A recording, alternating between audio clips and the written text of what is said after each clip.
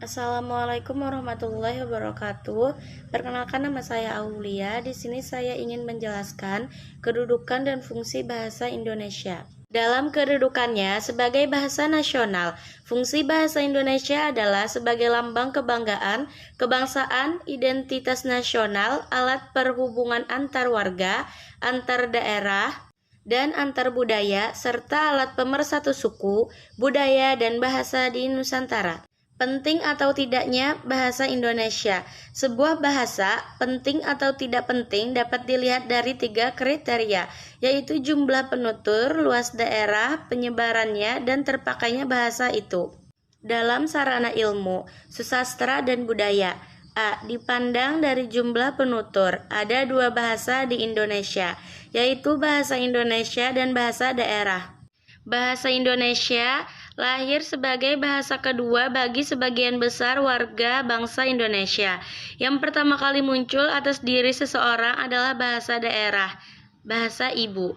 Bahasa Indonesia baru dikenal anak-anak setelah mereka sampai pada usia sekolah taman kanak-kanak. Berdasarkan keterangan di atas, penutur bahasa Indonesia sebagai bahasa ibu tidak besar jumlahnya.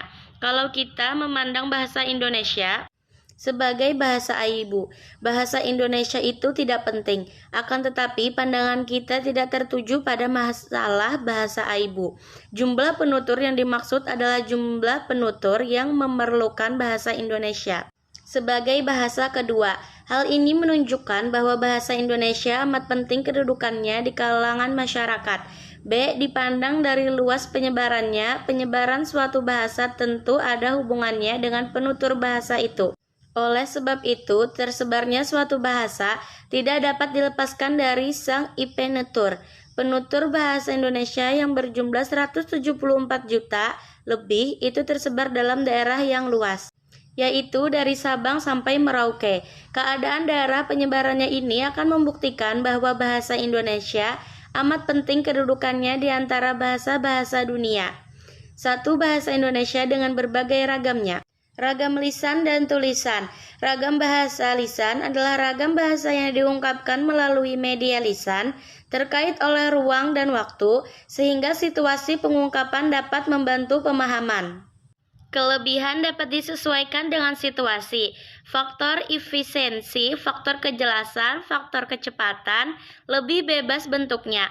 Penggunaan bahasa lisan bisa berdasarkan pengetahuan dan penafsiran dari informasi, audit, visual, dan kognitif. Kelemahan bahasa lisan berisi beberapa kalimat yang tidak lengkap.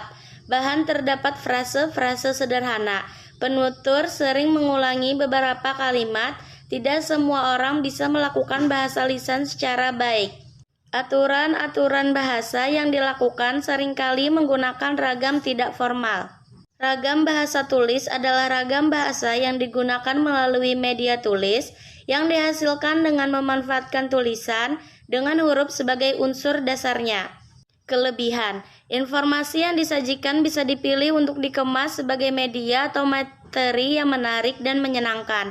Umumnya memiliki kedekatan budaya dengan kehidupan masyarakat sebagai sarana memperkaya kosakata.